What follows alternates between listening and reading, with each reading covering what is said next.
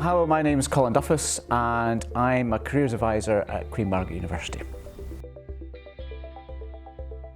So to give a bit of context, I was one of these guys that sort of sailed through school, was really just cruising, just did enough to get by, carried that through into university, and I managed to sail through it, and then I sort of got my job. And first thing I had to do with the job was to sit some professional exams. And again, I sort of sailed through a little bit, just cruised, but I reached the last exam. And I needed this last exam in order to qualify as a chartered insurer. I sat the last exam and failed miserably. Thought, well, okay, I can get another go, so I got another go the following year. And again, failed miserably. But I remember sitting in that room and thinking, I need to change my approach to this.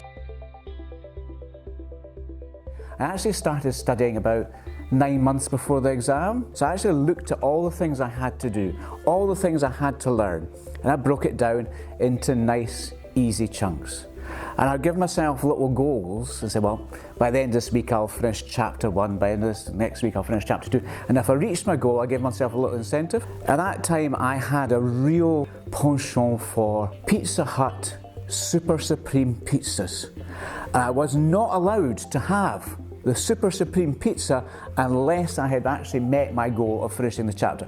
So the upshot was, came to sit in the exam, felt a lot more confident.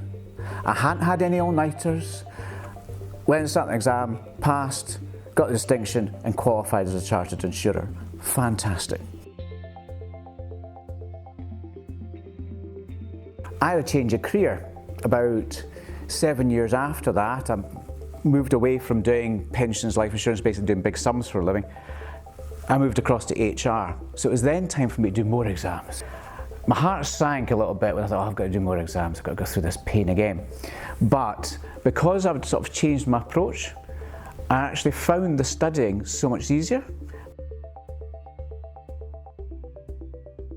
Sometimes there are lumps and bumps in the road, and sometimes you stuff up. I've stuffed up. I failed my exams when I was doing my chartered insurance stuff. It wasn't a disaster.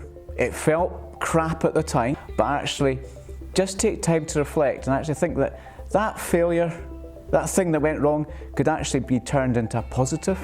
Change the way you do things and take that learning and take it forward, and really you give yourself an opportunity to succeed in the future.